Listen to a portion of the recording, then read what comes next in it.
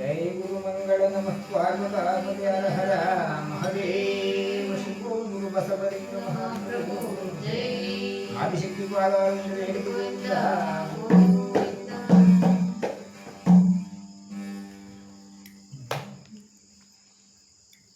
ಎಲ್ಲ ಶರಣ ಬಂಧುಗಳಲ್ಲಿ ವಿನಂತಿ,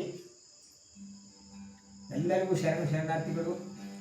ಮುಂದೆ ಇಂದಿನ ಭಾಗದಲ್ಲಿ ಕೈಲಾಸದಲ್ಲಿ ಎಂತೆಂತಹ ಮನೆಯನ್ನು ಶಿವಭಕ್ತರಿಗೆ ಕಟ್ಟಿಸಿಕೊಟ್ಟಿದ್ದಾರೆ ಅಂತಕ್ಕಂತಹ ವಿಚಾರವನ್ನು ತಿಳ್ಕೊಳ್ತಾ ಇದ್ದು, ಇವತ್ತಿನ ದಿನ ಮನೆ ಮನೆಗೆ ಕೈರಾವತವು, ಮನೆ ಮನೆಗೆ ಉಚ್ಚೈಷವ ಶುಭರುಸವು, ಮನೆ ಮನೆಗೆ ಚಿಂತಾಮಣಿಯು ಮಹಾಕಲ್ಪ ವೃಕ್ಷಗಳು, ಮನೆ ಮನೆಗೆ ಮುತ್ತುಗಳ ತೋರಣ, ಮನೆ ಮನೆಗೆ ಕಾರಂಜಿ ಪಾಲಿಯು, ಮನೆ ಮನೆಗೆ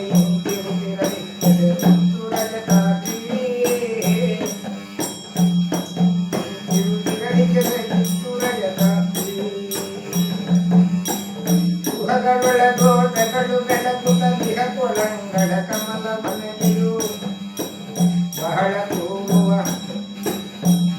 ತೂರುವ ತುಂಡೆಗಳ ಕೊಳಗಟ್ಟಿ ಚಂದಗಳ, ಬಹು ಸುನಾನದ ಹಂಸೆಯಾಗುತ್ತ ದಿಹ ಸದಾ ಮುಂಚುಂಚುಗೋಡು, ವಿಹಿತ ಪರಿ ಪರಿ ಧುಮಗಳಿನ ನೆಸದಿತ್ತು ರಜತಾದ್ರಿ,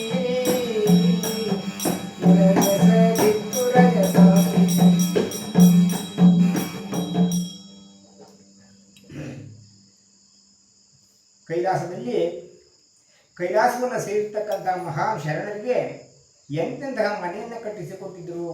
ಪ್ರತಿಯೊಂದು ಮನೆಗೆ ಒಂದೊಂದು ಐರಾವತ ಅಂದರೆ ದೇವಲೋಕದ ಆನೆ, ಉಚ್ಚೈಶ್ರವ ಅಂದರೆ ಇಂದ್ರನ ಕುದುರೆ, ಚಿಂತಾಮಣಿ ಅಂದರೆ ಬಯಸಿದ್ದನ್ನು ಕೊಡ್ತಕ್ಕಂಥ ರತ್ನ, ಮನೆ ಮನೆಗೂ ಕೂಡ ಒಂದೊಂದು ನೀರಾನೆ, ಉದ್ದ ಕಿವಿಯುಳ್ಳ ಕುದುರೆಗಳು, ಮುಟ್ಟಿದ್ದನ್ನು ಬಂಗಾರ ಮಾಡ್ತಕ್ಕಂಥ ಉತ್ತಮವಾದ ಪುರುಷಮಣಿಗಳು, ಚಿಂತಾಮಣಿ, ಕಲ್ಪವೃಕ್ಷಗಳು, ಮುತ್ತುಗಳ ತೋರಣ, ಕಾರಂಜಿ ಬಾವಿಯು, ಈ ರೀತಿಯಾಗಿ ಶೋಭಾಯಮಾನವಾಗಿ ಪ್ರಕಾಶಿಸುತ್ತಿತ್ತು ಆ ಕೈಲಾಸದಲ್ಲಿ ಶರಣರ ಮನೆಗಳು. ಗೃಹಗಳ ಒಳತೋಟಗಳು ಅಂದರೆ ಮನೆಯ ಮುಂದೆ ಒಂದೊಂದು ಕೈತೋಟವನ್ನು ಮಾಡಿಕೊಟ್ಟಿದ್ದ ಶಿವ ತನ್ನ ಭಕ್ತರಿಗೆ ಇಂದು ಯಾವುದು ಕೊರತೆ ಆಗಬಾರ್ದು ಅಂತ ಹೇಳಿ ಮನೆ ಮನೆಗೂ ಒಂದು ಫಳಗಳು,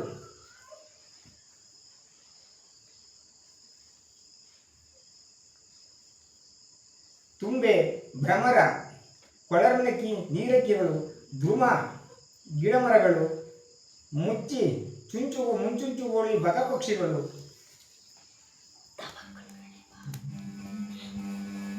ಪ್ರತಿಯೊಂದು ಮನೆಗೂ ಒಳತೋಟಗಳು, ಕಮಲಕ್ಕೆ ಬಹಳ ಆರಾಡುವ ಭ್ರಮರಗಳು, ನೀರಿನಲ್ಲಿ ವಾಸಿಸುವ ಪಕ್ಷಿಗಳು, ಸಾಲುಗಳು, ಉತ್ತಮ ನಾದವುಳ್ಳ ಸದಾ ಅಡ್ಡಾಡುತ್ತಿರುವ ಹಂಸ ಪಕ್ಷಿಗಳು, ಪರಿ ಗಿಡ ಬಳ್ಳಿ, ಇವುಗಳಿಂದೆಲ್ಲ ಆ ರಜತಾದ್ರಿ ಅಂತಕ್ಕಂಥದ್ದು ಶೋಭಾಯಮಾನವಾಗಿ ಕಾಣಿಸ್ತಿತ್ತು. ಮನೆಗೆ ಇನ್ನು ಏನೇನೆಲ್ಲ ವ್ಯವಸ್ಥೆಯನ್ನು ಮಾಡಿಕೊಟ್ಟಿದ್ರು. ಮರಕುತದ ಜಗಲಿಗಳು ವಜ್ರದಿ ಕೊರೆದ ತುಂಗದ ಪುಷ್ಯರಾಗದ, ಮರುಕುತದ ಜಗಲಿಗಳು ವಜ್ರದಿ ಕೊರೆದ ತುಂಗದ ಪುಷ್ಯರಾಗದ, ಹರಿಯಗೆತ್ತಿದ ತೊಲೆಯು ಭೂಮಿ ದಿಗದ ಬೋಧಿಗೆಯು, ವೈಡೂರ್ಯದ ಚಿಲಕ ಪಚ್ಚಲಿಂತಿಸುವುದು ಕತ್ತುರಂತೆ, ಪರಿಪರಿಯಲ ಗೃಹಗಳೆರಡು ರಜತಾಗಿ, ಪರಿಯಲೆಲ್ಲ ಗೃಹಗಳೆರಡು ರಜತಾಗಿ. ಅಂದ್ರೆ ನವರತ್ನಗಳಿಂದ ಈ ಮನೆಯನ್ನು ರಚನೆ ಮಾಡಿದ್ರು. ಅಂದ್ರೆ ಮುತ್ತು, ರತ್ನ, ವಜ್ರ, ವೈಡೂರ್ಯ, ಗೋಮೇಧಿಕ, ಪುಷ್ಯರಾಗ, ಮರಕತ, ಮಾಣಿಕ್ಯ ಮುಂತಾದ ನವರತ್ನಗಳಿಂದ ಈ ಮನೆಗಳನ್ನ ಯಾವ ರೀತಿಯಾಗಿ ಕಲ್ಪನೆ ಮಾಡಿದ್ರು. ಮರಕತದ ಮರಕತದಿಂದ ಜಗಲಿಗಳನ್ನು ಮಾಡಿಸಿದ್ರು, ವಜ್ರದಿಂದ ಕೊರೆದ ಕಂಬಗಳನ್ನು ಮಾಡಿಸಿದ್ರು, ಪುಷ್ಯರಾಗದಿಂದ ಹರವಾಗಿ ಕೆತ್ತಿದ ತೊಲೆಗಳು, ಗೋಮೇಧಿಕದ ಗೋಡಿಗೆಗಳು, ಶೋಭಿಸುವ ವಜ್ರ ವೈಡೂರ್ಯಗಳಿಂದ ಚೇರುಗುಂಡುಗಳು, ಸ್ವಚ್ಛ ರತ್ನದಿಂದಿರುವ ಚೌಕಟ್ಟು, ಈ ರೀತಿ ನವರತ್ನಗಳಿಂದ ತಯಾರಾದ ಎಲ್ಲ ಮನೆಗಳು ಇರುತ್ತಿರಲು ಆ ರಜತಾದ್ರಿಯು ಶೋಭಾಯಮಾನವಾಗಿತ್ತು. ಸಪ್ತ ಧಾತುಗಳಿಂದ ತಯಾರಾದ ದೇಹರೂಪ ಎಂದು ಅರಿತಕ್ಕಂಥದ್ದು. ಸಾರಣೆಯು ಕುಂಕುಮದಲ ಕಿಗ್ಗಾರಣೆಯು ಜೌಹಾದಿ, ಸಾರಣೆಯು ಕುಂಕುಮದಲ ಕಿಗ್ಗಾರಿಣಿ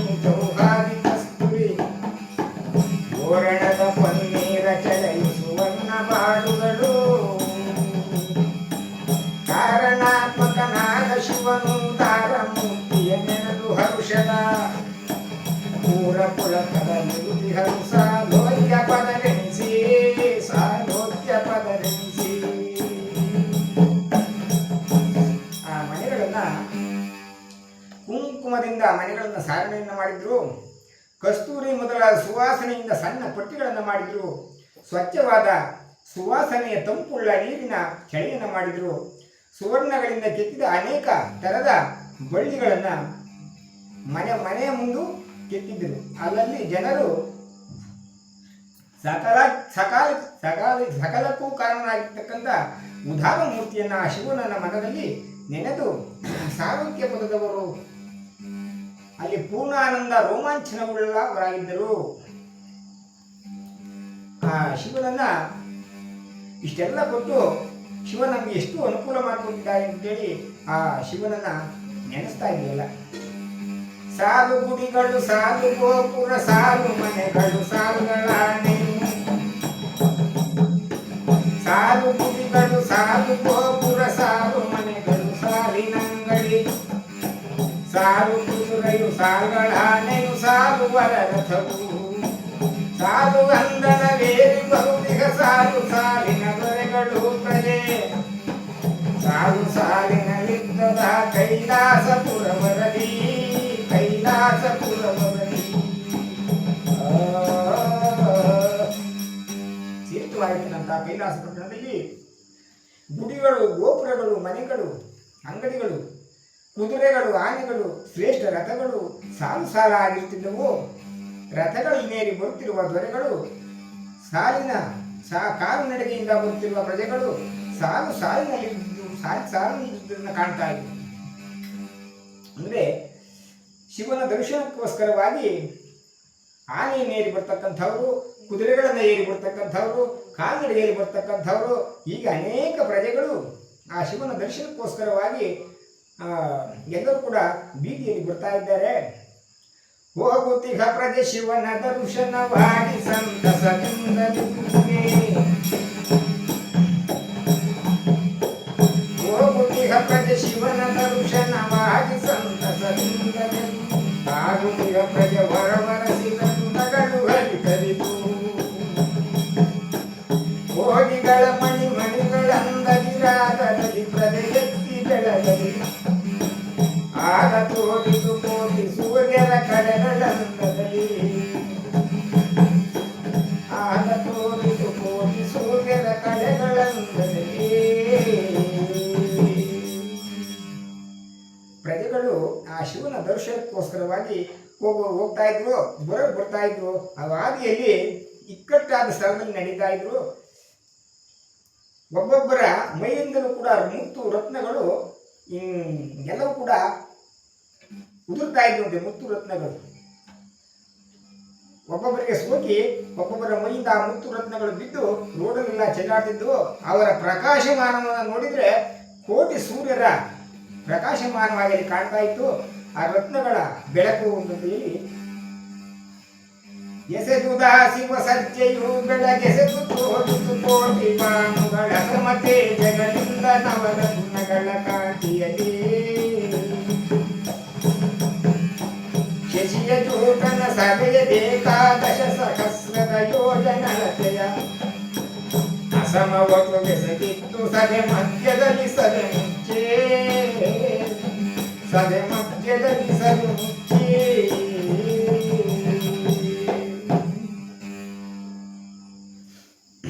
ಎಸೆಯಿಂದ ಶೋಭಿಸ್ತಾ ಇತ್ತು.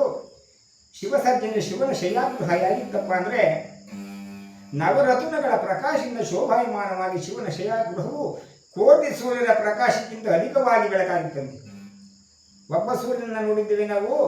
ಇದೆಲ್ಲದೂ ಕೂಡ ಮಾನವನ ಶರೀರದ ಒಳಗಡೆ ನಡೀತಕ್ಕಂಥ ಕೆಲಸ ಆಗಿದೆ. ಸೂಕ್ಷ್ಮದಿಂದ ಎಲ್ಲರೂ ಕೂಡ ಅರಿತಕ್ಕಂಥದ್ದು ಸರಿ. ಶಿವನ ಸಭೆಯು 11,000 ಯೋಜನದ ಅಳತೆಯಲ್ಲಿತ್ತು. ಶುದ್ಧ ಸತ್ಯ ಪ್ರಧಾನವಾದ ವಿದ್ಯೆ ಎಂಬ ಆಲದ ಮರವು ಸಭೆಯನ್ನು ಅಷ್ಟು ಸಭೆಯನ್ನು ಕೂಡ ಮಧ್ಯದಲ್ಲಿ ಮುಚ್ಚಿತ್ತು. ಶಿವನು ಆ ಆಲದ ಮರದ ಬುಡದಲ್ಲಿ ಕುಳಿತು ಬರ್ತಕ್ಕಂಥ ಪ್ರಜೆಗಳಿಗೆ ಅಭಯವನ್ನು ನೀಡ್ತಾ ಇದ್ರು. ಶಿವ ಶರಣರನ್ನು ನೋಡ್ತಾ ಇದ್ರು. ಎಲ್ಲವನ್ನು ನೋಡ್ತಾ ಇದ್ದಾಗ ಆ ಶಿವನ ಎಡಬಲದಲ್ಲಿ ಏನೇನೆಲ್ಲ ಇತ್ತು? ದ್ವಾರಪಾಲಕರಿರಲು ಎಡಬಲ ತೋರ ತೋಳಿನ ಖಡ್ಗ ಹಲಗೆಯು, ದ್ವಾರಪಾಲಕರಿರಲು ಎಡಬಲ ತೋರ ತೋಳಿನ ಖಡ್ಗ ಹಲಗೆ, ಬಾರಿಗರಿಗೆ ಸರಿಯ ಕಂಗಳು ಹುರಿಯ ಮೀಸೆಗಳು,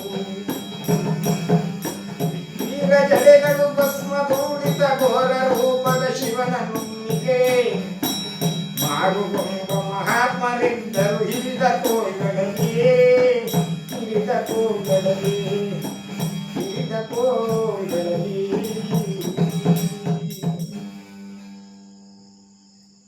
ಕೇಸರಿ ಅಂದ್ರೆ ಸಿಂಹ, ವೀರ ಜಡೆ ಅಂದ್ರೆ ಉದ್ದವಾಗಿರ್ತಕ್ಕಂಥ ಜಡೆ, ಭಸ್ಮ ಧೂಳಿತ ಭಸ್ಮವನ್ನು ಲೇಪಿಸಿಕೊಂಡಿದ್ರು. ಶಿವನ ಎಡಬಲದಲ್ಲಿ ಉದ್ದವಾದ ತೋಳುಗಳಲ್ಲಿ ಖಡ್ಗ ಢಾಲುಗಳನ್ನು ಹಿಡಿದು, ಭಯಂಕರ ಗದೆ ಕೋಲುಗಳನ್ನು ಹಿಡಿದು, ಕೆಂಪಾದ ಕಣ್ಣುಗಳಿಂದ, ಹುರಿಯಾದ ಮೀಸೆಗಳಿಂದ, ಉದ್ದವಾಗಿರ್ತಕ್ಕಂಥ ಜಡೆಗಳಿಂದ ಮೈ ತುಂಬ ಭಸ್ಮ ಧರಿಸಿದ ದ್ವಾರಪಾಲಕರು ಏಕಕಾಲಕ್ಕೆ ಭಯಂಕರ ರೂಪವಾಗಿ ಶಿವನಂತೆಯೇ ಕೂಡ ಅವರು ಕಾಣ್ತಾ ಇದ್ರು. ಹರನು ವಟ ಮೂಲದಲ್ಲಿ ಕುಳಿತಿದೆ ಗರುಡ ಕಿನ್ನರ ಸಿದ್ಧ ವಿದ್ಯ, ಶರರ ದುಷ್ಯಕ ಯಕ್ಷಗಂಧರ್ವರು ಪುರುಷ, ಹರಗಣವು ವೀರಗಣ ಮಹಾಭೂತರುಗಳ ಗಣವು, ಕಟಮ ಪೈಶಾಚರುಗಳ ಗಣವಿರಲಿಕ್ಕೆ ಸಜುದು ಸದೆ ಮಹೇಶ್ವರನ, ಸದೆ ಮಹೇಶ್ವರನ. ಭಕ್ತರಿಗೆ ಇಷ್ಟೆಲ್ಲ ಸೌಕರ್ಯವನ್ನು ಕೊಟ್ಟು ಆ ಶಿವ ವಟವೃಕ್ಷದ ಬುಡದಲ್ಲಿ ಕುಳಿತಿದ್ದಾರೆ. ಪಕ್ಷಿರಾಜನಾಗಿರ್ತಕ್ಕಂಥ ಗರುಡ, ಕಿನ್ನರರು, ಕುದುರೆಯ ಮುಖವುಳ್ಳಂತಹ ಮನುಷ್ಯ ದೇವತೆಗಳು, ಅಮಾನುಷ್ಯ ಶಕ್ತಿಯುಳ್ಳಂಥ ಸಿದ್ಧರು, ಜ್ಞಾನವಂತರು, ಕುಬೇರ, ಯಕ್ಷ, ಗಂಧರ್ವರು, ಕಿಂಪುರುಷರು, ಹರಗಣವು, ವೀರಗಣ, ಮಹಾಭೂತರುಗಳ ಗಣ, ಪ್ರಥಮಗಣ, ಪಿಶಾಚಗಣ, ಹೀಗೆ ಎಲ್ಲ ಒಂದೊಂದು ಗುಂಪಾಗಿ ಆ ಶಿವನ ಸುತ್ತ ಕೂಡ ನೆರೆದಿದ್ದಾರೆ. ಅಷ್ಟೊಂದು ಶೋಭಾಯಮಾನವಾಗಿ ಕಾಣ್ತಾ ಇದ್ರು. ಮತ್ತೆ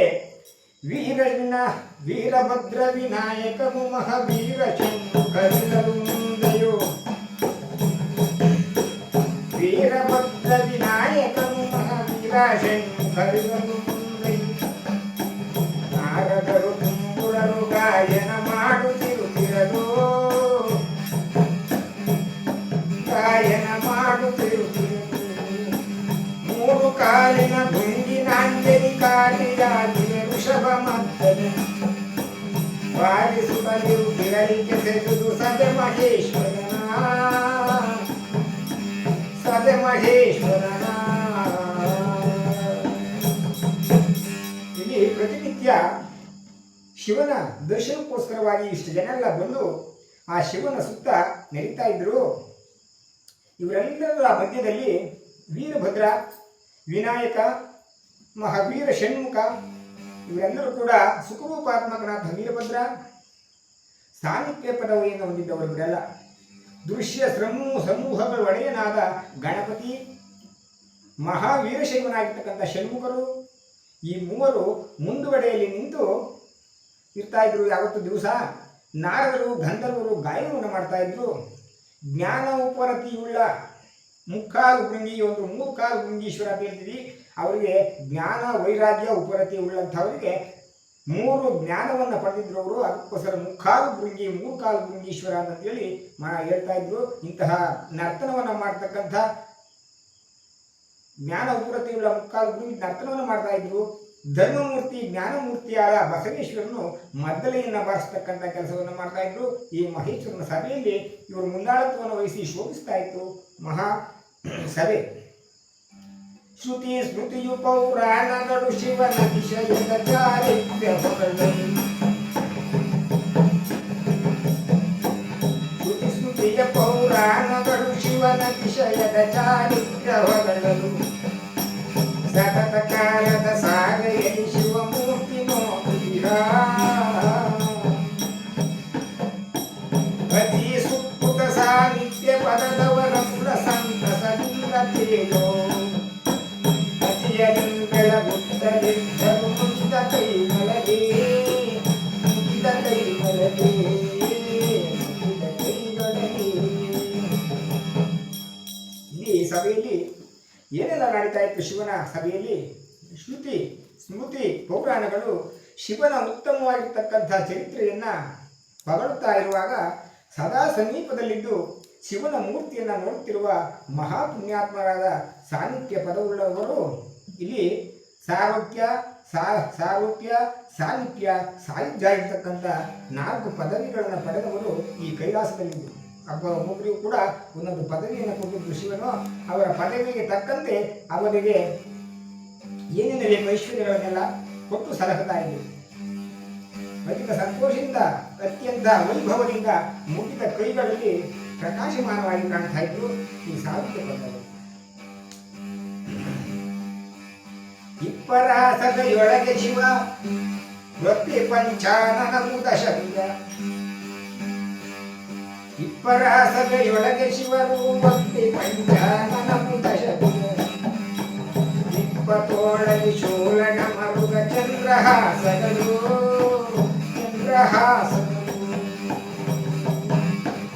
ಕಪ್ಪು ಪರಳದು ಪಾರ್ವತಿಯು ಜಗಡಿಪ್ಪಣಿಲ್ಲದು ಮುಂಜವೆಲ್ಲವು ಪರದೆ ಸಾರೂಪ್ಯ ಪದಧವನಿದ್ದರಾಸಗತಿ ಇದ್ದರಾಸಗತಿ ಇದ್ದರಾಸಗತಿ. ಶೂಲ ಅಂದ್ರೆ ತ್ರಿಶೂಲ, ಚಂದ್ರಹಾಸ, ಖಡ್ಗ,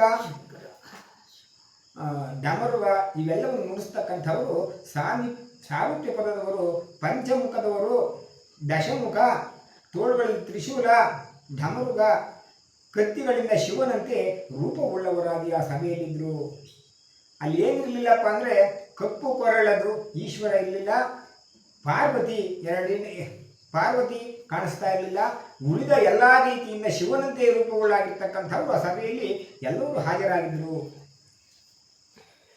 ಪಾರ್ವತಿ ಬರಬೇಕಾಗಿತ್ತು ಮತ್ತು ಶಿವನು ಪಾರ್ವತಿಗೋಸ್ಕರವಾಗಿ ಕಾಯ್ತಾ ಕೂತಿದ್ರು.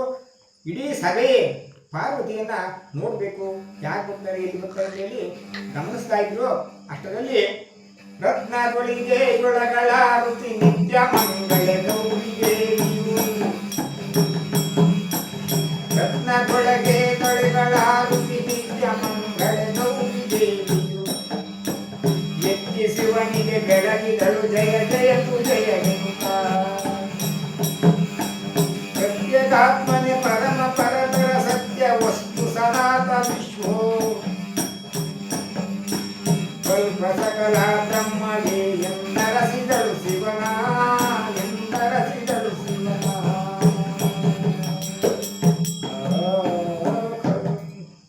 ಅದರಲ್ಲಿ ಪಾರ್ವತಿ ದೇವಿಯು ರತ್ನದ ತಟ್ಟೆಯಲ್ಲಿ ಮಂಗಳಾರತಿಯನ್ನು ಇಟ್ಟುಕೊಂಡು ನಿತ್ಯ ಮಂಗಳೆ ಗೌರಿ ದೇವಿಯು ಎತ್ತಿ ಶಿವನಿಗೆ ಬೆಳಗಿದಳು ಜಯತು ಜಯತು ಧ್ಯೇಯಂತ. ಪ್ರತ್ಯೇಕಾತ್ಮನೇ ಪರತರ ಸತ್ಯವಸ್ತು ಸನಾತ ವಿಶ್ವೋತ್ಕಲ್ಪ ಬ್ರಹ್ಮವೇ ಎಂದರಸಿದಳು. ಈ ಜಗತ್ತಿನಲ್ಲಿ ನಿನ್ನನ್ನು ಬಿಟ್ಟರೆ ಮಿಗಿಲಾಗಿರ್ತಕ್ಕಂಥವ್ರು ಮತ್ತೆ ಯಾರೂ ಇಲ್ಲ. ನಿತ್ಯ ಮಂಗಳ ಸ್ವರೂಪನಾಗಿರ್ತಕ್ಕಂಥ ಗೌರಿದೇವಿಯು ರತ್ನದ ಬಟ್ಟಲಿನಲ್ಲಿ ಮಂಗಳ ದೀಪವನ್ನು ಎತ್ತಿ ಜಯವಾಗಲಿ ಜಯವಾಗಲಿ ಎಂದು ಶಿವನಿಗೆ ಆರತಿಯನ್ನು ಬೆಳಗ್ತಾ ಇದೆ. ಸರ್ವ ಸಾಕ್ಷಿಯಾದವನೇ, ಅತ್ಯಧಿಕವಾದ ಸುದ್ರೂಪನೇ, ಎನ್ನೊಡೆಯನೇ, ಸಕಲ ವಿಶ್ವೋತ್ಕಲ್ಪವಾಗಿರ್ತಕ್ಕಂಥ ಬ್ರಹ್ಮವೇ ಸರ್ವೋತ್ಕೃಷ್ಟನಾಗೆಂದು ಕೊಂಡಾಡ್ತಾ ಇದ್ರು ಪಾರ್ವತಿ ದೇವಿ. ಅಂದರೆ ಶಿವನಿಗಿಂತ ಮಿಗಿಲಾಗಿರ್ತಕ್ಕಂಥವ್ರು ಜಗತ್ತಿನಲ್ಲಿ ಯಾರೂ ಇಲ್ಲ, ದೇವರಿಗೆಲ್ಲ ಶಿವ ದೊಡ್ಡವನು ಅಂತಕ್ಕಂಥ ನಾಣ್ಣುಡಿ ಇದೆ. ಹಾಗೆ ದೇವಿಯು ಕೂಡ ಆ ಶಿವನಿಗೆ ಮಂಗಳ ಸ್ವರೂಪನಾಗಿರ್ತಕ್ಕಂಥ ಶಿವನಿಗೆ ಮಂಗಳಾರತಿಯನ್ನು ಬೆಳಗಿ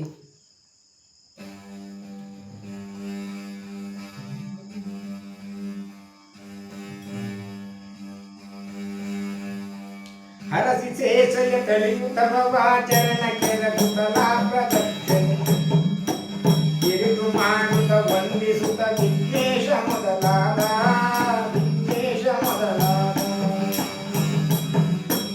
ವರಕುಮಾರರ ನೆತ್ತಿಹರನ ಪರಮ ಮಂಗಳ ಮೂರ್ತಿ ನೋಡಿ ಕರಗಿಯಾನಂದೊರು ಕುರುತಿಸುತ್ತಿದ್ದಳ ದೇವಿ, ಕುರುತಿಸುತ್ತಿದ್ದಳ ದೇವಿ.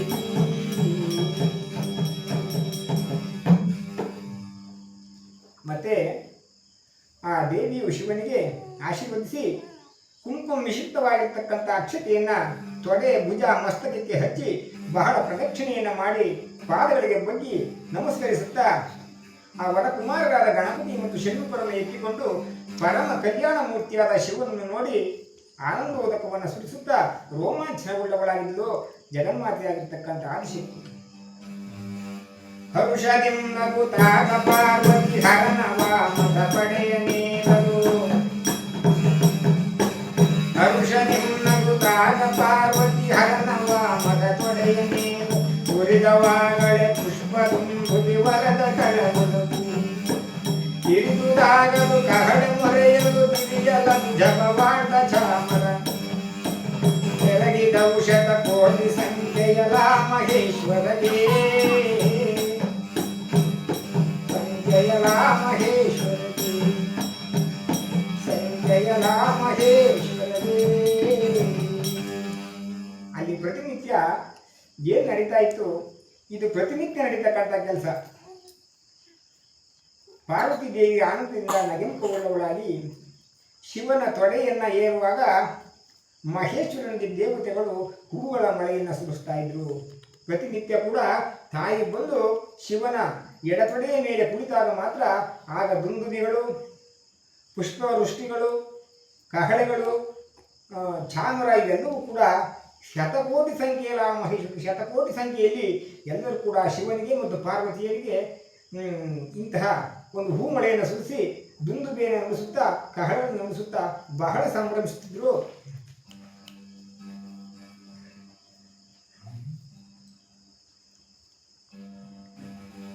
ಬೆಳಗಿದುದು ಸಭೆ ಹಲವು ರತ್ನವ ಕಳೆಗಳಲ್ಲಿ ರಾಯುಧ ಕಿರೀಟದ ಒಳಗಿನಲ್ಲಿ ಬಹು ಪ್ರತಾಪದ ಕ್ರೌರ್ಯ ತೇಜದಲ್ಲಿ. ಬೆಳಗಿದುದು ಸಭೆ ಹಲವು ರತ್ನದ ಕಳೆಗಳಲ್ಲಿ ರಾಯುಧ ಕಿರೀಟದ ಒಳಗಿನಲ್ಲಿ ಬಹು ಪ್ರತಾಪದ ಶೌರ್ಯ ತೇಜದಲ್ಲಿ. ಹಳತಲಿಸುತ್ತಲಿ ಕೋಟಿ ಸೂರ್ಯರ ಚದುರಿಕೆಯ ನೀರಿರೆಂಬುದಂಗದ ಕಳಗಳಿಗೆ ಸರಿಯಾಗಿ ಕುಣಿಯುತ್ತಲಿದ್ದ ತುಂಗೀಶ. ಕುಣಿಯುತ್ತಲಿದ್ದ ತುಂಗೀಶ. ಈ ವಾದ್ಯ ರಭಸಗಳ ಮಧ್ಯದಲ್ಲಿ ಶಿವನ ಸಭೆ ಹಲವು ರತ್ನಗಳ ಪ್ರಕಾಶದಿಂದ, ಅನೇಕ ಆಯುಧ ಕಿರೀಟಗಳ ಪ್ರಕಾಶದಿಂದ, ಭುಜಕೀರ್ತಿಗಳ ಕಾಂತಿ ಕಾರ್ಯಗಳಿಂದ ಪ್ರಕಾಶದಿಂದ ಒಳೆಯುತ್ತಾ ಕೋಟಿ ಸೂರ್ಯರ ಬೆಳಕು ಅಲ್ಲಿ ಕಾಣಿಸ್ತಾ ಇತ್ತು. ಮದ್ದಲೆಯ ಸಪ್ಪಳಕ್ಕೆ ಸರಿಯಾಗಿ ಭೃಂಗೀಶನನ್ನು ನಿತ್ಯ ನಾಟ್ಯವನ್ನು ಮಾಡ್ತಕ್ಕಂಥವರಾಗಿದ್ದ ಎಂಬಲ್ಲಿಗೆ ಇವತ್ತಿನ ಕಥೆಯನ್ನು ಸಮಾಪ್ತಿ ಮಾಡ್ತಾ ಇದ್ದೇವೆ. ಮುಂದಿನ ಅಧ್ಯಾಯದಲ್ಲಿ ಬರ್ತಕ್ಕಂಥ ಕಥೆಯನ್ನು ತಿಳ್ಕೊಳ್ಳೋಣ ಅಂತ ಹೇಳಿ ಮುಗಿಸ್ತಾ ಇದ್ದೀನಿ. ಜಯ ಗುರು ಮಂಗಳ ನಮಃ ಪಾರ್ವತಾಪತಿ ಹರ ಹರ ಮಹಾದೇವ. ಶಂಭೋಂ ಗುರು ಬಸವಲಿಂಗ ಮಹಾಪ್ರಭು. ಜಯ ಆದಿಶಕ್ತಿ ಪಾದಾನಂದ ವೇಗತಿ ಗೋವಿಂದ ಗೋವಿಂದೋ.